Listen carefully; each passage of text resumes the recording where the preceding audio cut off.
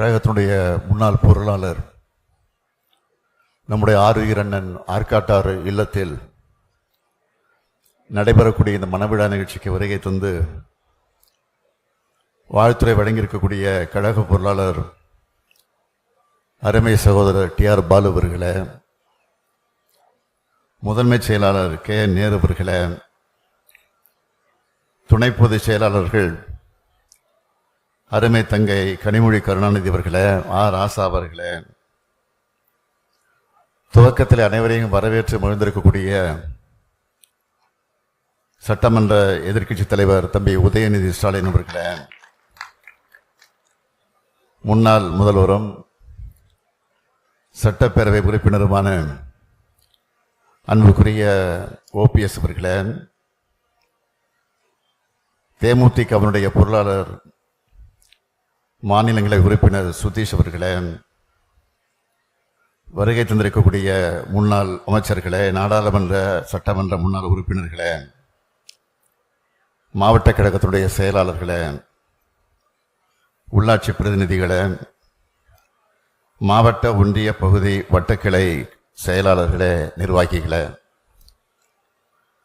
நன்றி உரை ஆற்றியிருக்கக்கூடிய நம்முடைய அன்புக்குரிய நாடாளுமன்ற உறுப்பினர் அருமை சகோதரர் கலாநிதி வீராசாமி அவர்களே, மணக்கோலம் போல் இருக்கக்கூடிய மணமக்களே, மணமக்களுடைய குடும்பத்தார்களே, உற்றார் உறவினர்களே, தலைவர் கலைஞர் அவர்களுடைய உயிரினும் உயிரான அன்பு உடன்பிறப்புகளே, உங்கள் அனைவருக்கும் என்னுடைய அன்பான வணக்கத்தை நான் தெரிவித்துக் கொள்ள விரும்புகிறேன்.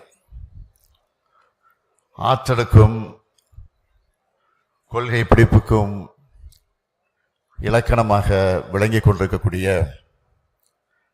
நம்முடைய மதிப்பிற்குரிய ஆருயிர் அண்ணன் ஆற்காட்டார் அவர்களுடைய இல்லத்தில்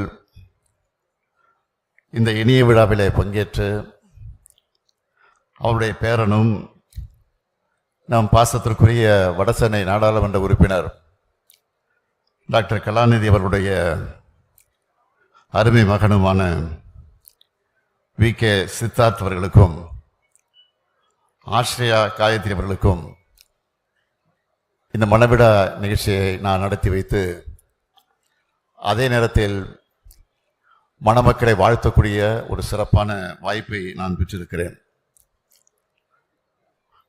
அறிஞர் அண்ணா மீது பற்று கொண்டு அவரை தொடர்ந்து நம்முடைய தலைவர் கலைஞர் அவர்கள் மீது அன்பு கொண்டு அண்ணன் ஆற்காட்டார் அவர்கள் இந்த இயக்கத்தில் இதனை ஒப்படைத்துக் கொண்டு இன்றளவும் இந்த இயக்கத்திற்கு விசுவாசமாக, துணையாக, ஆலோசகர்களாக, எங்களை போன்ற இளைஞர்களுக்கு ஒரு வழிகாட்டியாக அண்ணன் ஆற்காட்டார் அவர்கள் விளங்கிக் கொண்டிருக்கிறார்கள். துவக்க காலத்திலே அண்ணன் ஆற்காட்டார் அவர்கள் மின்துறையில் ஒரு ஊழியராக பணியாற்றி அதற்கு பிறகு அந்த மின்சாரத்துறையினுடைய அமைச்சராக பொறுப்பேற்கக்கூடிய அளவிற்கு உயர்ந்து அவர் இந்த இயக்கத்திற்கு பெருமை சேர்த்திருக்கிறார்கள்.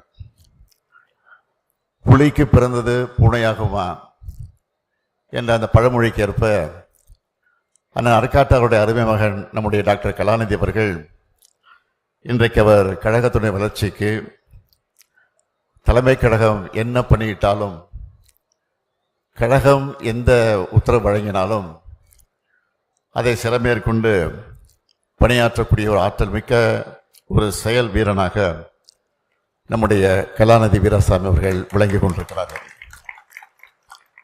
தொலைக்காட்சியிலே விவாதத்திலே பங்கேற்பதாக இருந்தாலும் சரி, நம்முடைய கனிமொழி சொன்னது போல, டிஆர் பாலு சொன்னது போல, நாடாளுமன்றத்தில் ஏற்படக்கூடிய அந்த கூட்டத்தில் விவாதங்களை பங்கேற்கக்கூடிய அந்த சூழ்நிலையாக இருந்தாலும் மிக சிறப்பாக அந்த பணியை நிறைவேற்றுகிற ஒரு மக்கள் சேவகனாக அவர் விளங்கிக் கொண்டிருக்கிறார்.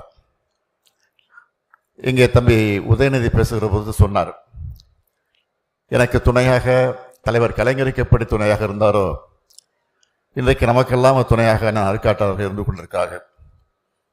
இன்னும் சொல்ல வேண்டும் என்று சொன்னால், எனக்கு ஒரு வருஷம் என்னோடு இருந்து எனக்கு பக்கபலமாக இருந்து அவர் பல அறிவுரைகளை ஆலோசனைகளை எல்லாம் எனக்கு ஒவ்வொரு நாளும் வழங்கியிருக்கிறார். எங்கே என்று கேட்டால் சிறைச்சாலையில் 1976 நாங்கள் எல்லாம் கைது செய்யப்பட்டு, நிசா சட்டத்தின் கீழ் கைது செய்யப்பட்டு ஓராண்டு காலம் சிறையில் இருந்தபோது அண்ணன் ஆற்காட்டார் அவர்களும் எங்களோடு இருந்தார்கள். சிட்டிபாபு அவர்கள் எந்த அளவுக்கு கொடுமைகளுக்கெல்லாம் ஆளாக்கப்பட்டார் என்பது உங்களுக்கெல்லாம் தெரியும்.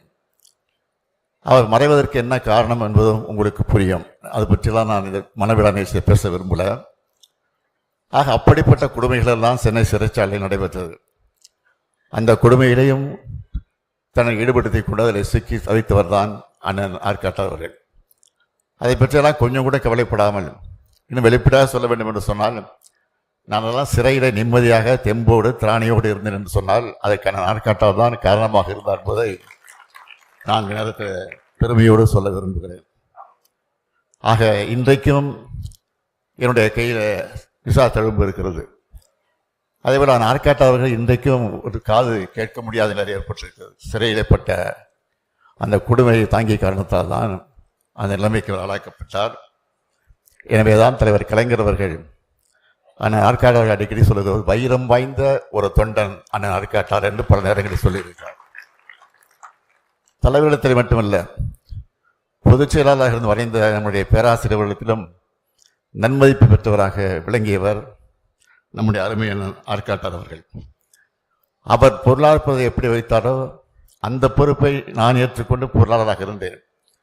அந்த பொருளாதார பதவியிலிருந்து இன்றைக்கு உங்களால் ஏற்றுக்கொண்டிருக்கக்கூடிய ஒரு தலைமை தொண்டனாக, இந்த இயக்கத்துடைய தலைமை தொண்டன் சொன்னால் திராவிட முன்னேற்ற கழக தலைவராக இன்றைக்கு நான் பொறுப்பை ஏற்றிருக்கிறேன் என்று சொன்னால் அதெல்லாம் அவருடைய வழிகாட்டி தான் என்பதை நேரத்தில் நான் பெருமையோடு சொல்ல விரும்புகிறேன். ஒரு மாநில கட்சி எப்படி இருக்க வேண்டும் என்பதற்கு எடுத்துக்காட்டாக நம்முடைய திராவிட முன்னேற்ற கழகம் வழங்கி கொண்டிருக்கிறது. ஒரு தேர்தல் தோல்விக்கே இன்றைக்கு பல கட்சிகள் காணாமல் போயிருக்கிறது. ஆனால் 75 ஆண்டு காலம் கொண்ட கொள்கைக்காக, லட்சியத்துக்காக பாடுபட்டு கொண்டிருக்கக்கூடிய கட்சி, ஆட்சியில் இருந்தாலும் இல்லாவிட்டாலும் மக்களுக்காக பாடுபடக்கூடிய கட்சி திராவிட முன்னேற்ற கழகம். அந்த திராவிட முன்னேற்ற கழகத்திலே தான் இன்றைக்கு இணைத்துக் கொண்டு இன்றைக்கு எத்தனையோ பேர் என்று கண்டு கொண்டிருக்கிறார்கள். நம்முடைய ஆட்சியை பற்றி, இன்றைக்கு இருக்கிற ஆட்சியை பற்றி சொல்ல வேண்டும் என்று சொன்னால் ஒன்றை மட்டும் நான் சொல்ல விரும்புகிறேன். சோசியல் மீடியா இன்றைக்கு எந்த அளவுக்கு பரவி கொண்டிருக்கிறது உங்களுக்கெல்லாம் தெரியும். அந்த சோசியல் மீடியா ஒரு வகையில் தான் நாளடைவில் அதையெல்லாம் மறைந்து போகத்தான் போகிறது. இன்றைக்கு சோசியல் மீடியாக்களை பார்க்கிற போது ஒரு காலத்தில் நாம் பழக்கத்தை பார்த்தோம். கோட்டு போட்டுட்டு வந்தார், டிஃபன் எடுத்து கையில் எடுத்து வந்தார், வாட்ச் கட்டிட்டு வந்தார், செஸ் விளையாடினார். இன்றைக்கி கோட்டு போடல, பட்டு சட்டை வேசி விட்டு வந்தார். இதெல்லாம் இன்றைக்கு செய்திகளாக வந்து கொண்டிருக்கிறது. அவைகளெல்லாம் மறைந்து நாட்டில் நடைபெறக்கூடிய அக்கிரமங்களெல்லாம் இன்றைக்கு செய்திகளாக வந்து கொண்டிருக்கிறது. நான் வேண்டுகோள் வைப்பதெல்லாம், இன்றைக்கு தமிழ்நாட்டில் முதலமைச்சராக இருக்கக்கூடிய அவரை பார்த்து நான் கேட்பதெல்லாம், தயவு செய்து இன்றைக்கு உங்களை பற்றி, உங்கள் ஆட்சியை பற்றி வரக்கூடிய செய்திகளை படியுங்கள்.